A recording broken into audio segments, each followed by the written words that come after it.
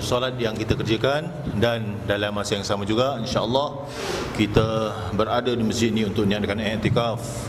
Maka kalau kita lihat semua apa yang kita lakukan ini adalah bertujuan untuk mendekatkan diri kita kepada Allah Subhanahu Wa Taala. Dan alhamdulillah dengan kita bersama-sama menghadiri masjid atau rumah Allah ini bermakna kita mengikut sunnah Rasulullah sallallahu alaihi wasallam. Di mana rumah Allah kita makmurkan, itu bermakna kita menegakkan agama Allah. Itulah salah satu daripada usaha kita di waktu hidup ini. Tidak lain tidak bukan, apa saja ajaran yang dibawa oleh Rasulullah sallallahu alaihi wasallam kita sebarkan, kita amalkan ikut apa yang telah diperintahkan oleh Rasulullah. Bermakna kita ini telah mengikut sunnah perjalanan hidup Nabi sallallahu alaihi wasallam. Alhamdulillah, kita bersyukur kepada Allah SWT. Hari ini kita mengamalkan ajaran Islam yang dibawa oleh Nabi sallallahu alaihi wasallam tanpa mendapat tentangan, tanpa mendapat cabaran, berbanding dengan Rasulullah sallallahu alaihi wasallam dan juga para sahabat.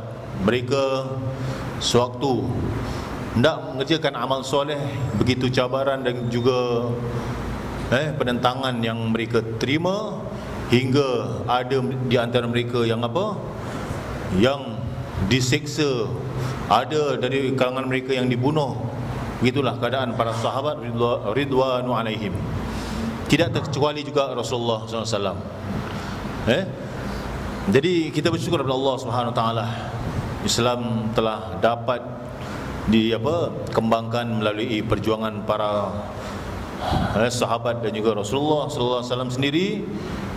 Dan mudah-mudahan dengan kita mengamalkan dan juga kita melakukan apa-apa yang disuruh oleh Allah dan Rasulnya, pasti Allah Subhanahu Wa Taala akan memberikan rahmat dan juga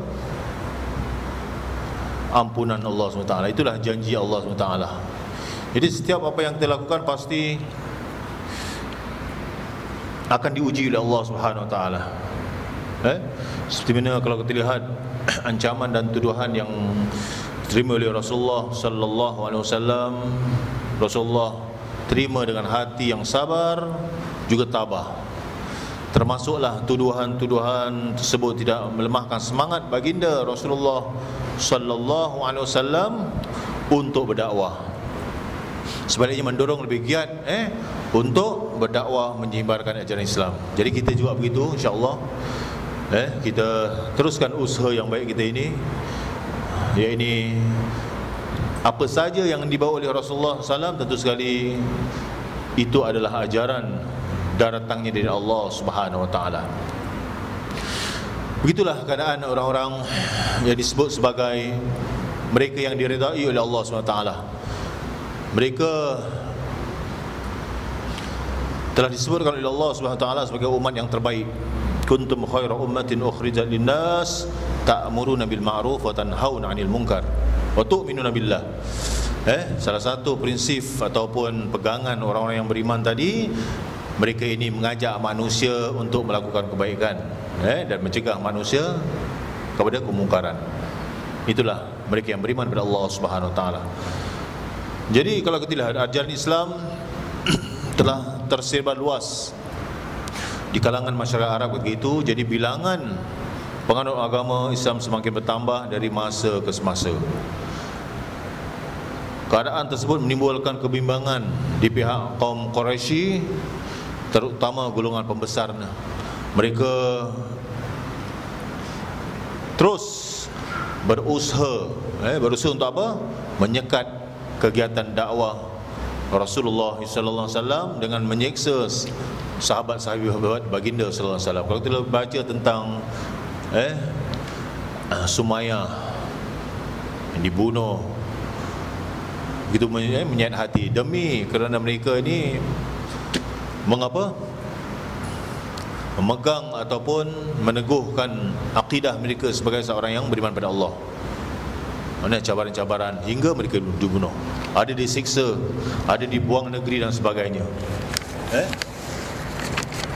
Jadi apa yang kita lihat antara penyiksaan yang dilakukan oleh musyrikin kufar itu, musyrikin Makkah, mereka seperti mana yang saya jelaskan tadi, menyiksa keluarga Bilal bin Rabah,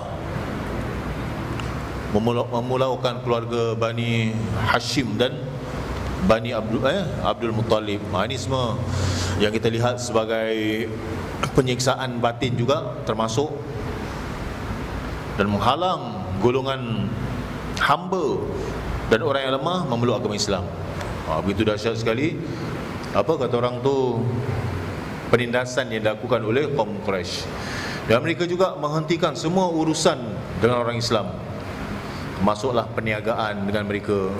Jangan sekali-kali berniaga dengan orang Islam, sampai begitu sekali. Jadi kalau orang Islam nak beli di pasar-pasar ni, mereka akan tidak menjualnya. Mereka akan mengabaikan. Inilah yang kita sebut sebagai apa? Penindasan dan juga penyiksaan yang berlaku ke atas orang Islam. Dan mereka juga menggugut dan membunuh sesiapa sahaja yang memeluk agama Islam. Itulah cabaran yang dihadapi oleh para sahabat Rasulullah SAW dalam menegakkan agama Allah SWT. Tapi hari ini alhamdulillah kita bebas dalam mengamalkan ajaran Islam. Tak terkecuali jugalah, ada juga di negara-negara yang saya tak perlu sebut namanya juga, mereka juga kadang-kadang ada penindasan yang berlaku. Sedangkan kalau kita lihat Rasulullah SAW di Madinah, Rasulullah tidak sama sekali menyekat mereka yang beragama selain Islam. Malahan mereka yang tidak mengganggu orang Islam, malahan mereka bekerjasama tinggal di negeri Madinah, mereka tidak diganggu, kecuali mereka dikenakan cukai dan sebagainya. Itu sebagai mereka tinggal di negara Islam. Jadi kalau kita lihat agama Islam yang diberi Rasulullah SAW itu sebagai agama kedamaian, agama keselamatan dan sebagainya. Jadi itulah yang kita lihat sebagai satu penyiksaan dan penindasan yang dialami oleh para sahabat.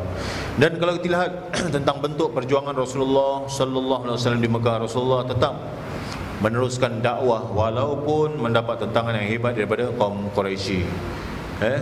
Salah satunya perjuangan baginda sallallahu alaihi wasallam mengembangkan ajaran Islam di Mekah dalam bentuk bertahan. Dan pada peringkatnya kalau kita lihat, baginda Rasulullah SAW berusaha mendidik dan menanamkan asas akidah yang mantap ke dalam jiwa orang Islam. Itu yang paling penting sekali, utama sekali. Hal yang demikian, orang Islam tetap mempertahankan kebenaran. Orang Islam tetap mempertahankan kebenaran agama Islam walaupun ditentang dan disiksa oleh kaum Quraisy. Inilah penindasan-penindasan yang berlaku ke atas mereka yang beragama Islam di zaman Rasulullah SAW. Jadi di atas sokongan para sahabat, akhirnya dakwah Rasulullah SAW telah berjaya menarik ramai musyrikin Arab kepada agama Islam. Jadi kalau kita lihat masyarakat musyrikin Arab yang sekian lama dibergelumur kejahilan telah berubah kepada mentauhidkan Allah SWT. Walaupun kita sebut orang Arab jahiliah, tetapi mereka ni bukan jahil dari sudut ilmu pengetahuan. Mereka ni kalau cakap pasal syair, mereka boleh bermadah. Kalau mereka cakap tentang kepintaran ekonomi, mereka tahu.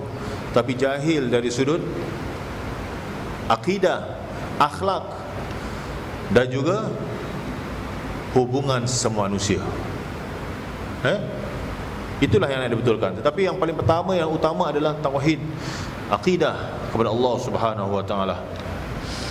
Sebab itulah Allah SWT telah menegaskan, wa ma arsalnaka illa rahmatan lil alamin. Tidak aku utuskan kau wahai Muhammad melainkan menjadi rahmat bagi semesta alam, untuk sekalian makhluk setiap yang disebut sebagai alam tadi, termasuklah manusia, apa saja yang disebut sebagai makhluk Allah tadi, termasuklah binatang yang bukan Islam,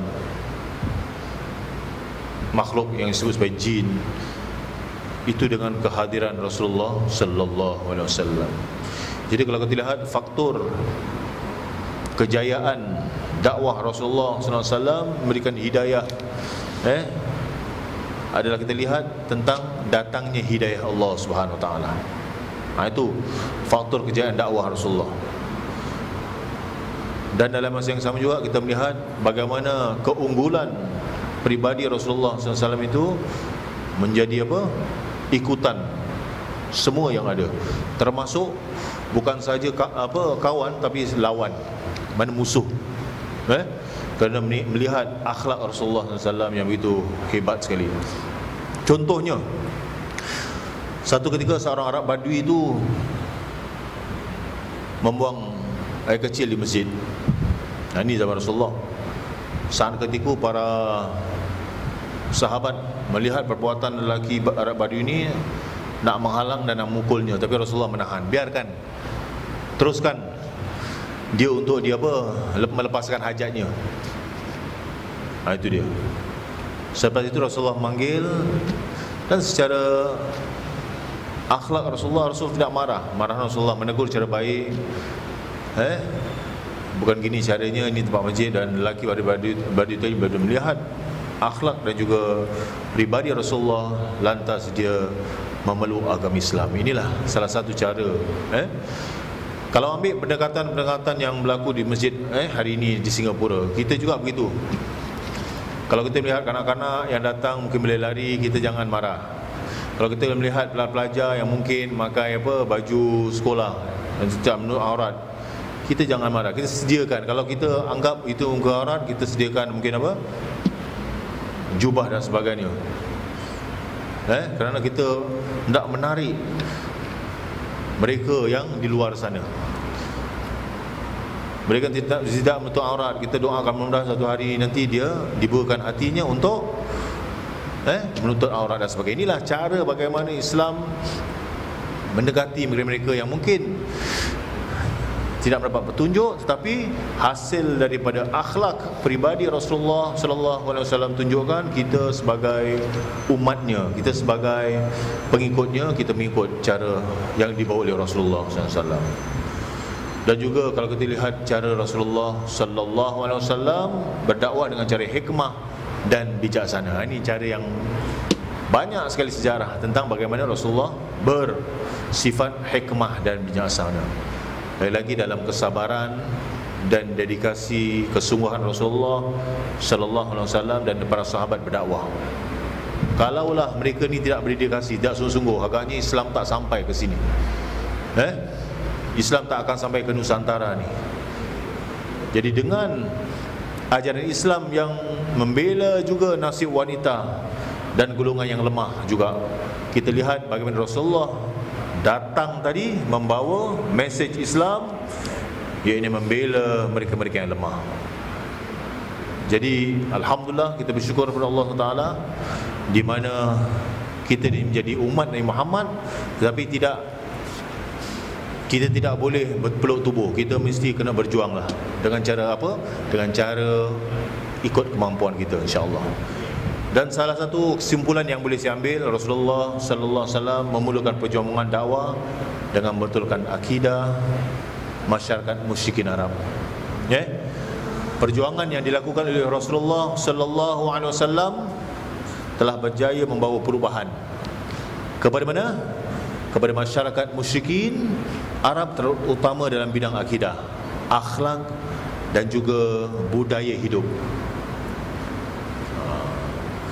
Sekiranya kalau budaya hidup tidak menyalahi syariat atau hukum syarak, dipersilakan.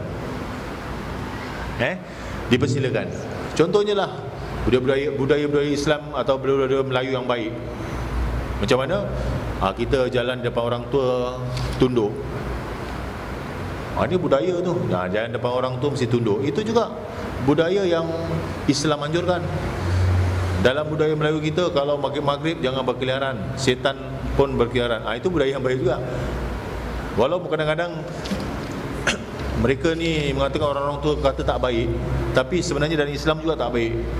Tapi sekarang jangan lepas maghrib, pukul 12 pun mesti orang berkeliaran. Ini caranya apa? Budaya sekarang kadang dah lari dari tujuan. Sampaikan kata orang tu, kalau di Singapura ni alhamdulillah, kalau masih 2 pagi pun masih sana sini mesti terang benderang. Kalau 4 negeri lain, dah sunyi sepi dah. Takut nak keluar. Dan kalau kita lihat dakwah Rasulullah sallallahu alaihi wasallam mendapat tentangan dan ancaman dari masyarakat musyrikin Arab, terutama golongan pembesar. Ini yang cabaran yang dihadapinya. Jadi Rasulullah SAW, kalau kita lihat waktu itu yang mengapa masuk Islam tu orang-orang bukan kata kaya lah. Contohnya macam siapa? Orang-orang yang miskin, orang-orang lemah. Tetapi bila Allah nak beri hidayah kepada seorang tadi, maka dengan kehendaknya Allah membukakan pintu-pintu hati mereka. Contohnya macam Sayyidina Umar Al-Khattab, Sayyidina Abu Bakar As-Siddiq dan sebagainya. Mereka-mereka inilah pejuang-pejuang Islam yang menegakkan agama Allah hingga ke akhir hayatnya. Jadi cara Rasulullah sallallahu alaihi wasallam berdakwah dan sikap peribadi baginda sendiri yang menarik orang ramai kepada agama Islam. Kerana apa? Contoh dan juga tauladan yang baik yang ditunjukkan oleh Rasulullah sallallahu alaihi wasallam. Maka dari itu, marilah sama-sama kita bersyukur kepada Allah SWT. Di samping kita bersyukur menjadi umat Nabi Muhammad SAW, tapi dalam masa yang sama jangan lupa untuk kita meneruskan perjuangan Rasulullah SAW kepada keluarga dan juga kepada sekalian mereka-mereka yang bersama kita, insyaAllah. Mudah-mudahan perjuangan kita ini diberkati oleh Allah di dunia dan di akhirat. Bismillahirrahmanirrahim. Alhamdulillah, wassalatu wassalamu ala Rasulillah wa ala alihi wa sahbihi wa mawala. Rabbana anfa'na bima 'allamtana wa rabbi faqihna wa faqih ahlana wa qarabatina fi dinina ma ahli al-qutri untha wa dzakar. Subhanakallahumma wa bihamdika nashhadu an la ilaha illa anta nastaghfiruka wa natubu ilaik. Wa sallallahu ala sayyidina Muhammad wa ala alihi wa sahbihi wa sallam. Walhamdulillahi rabbil alamin. Taqabbalallah.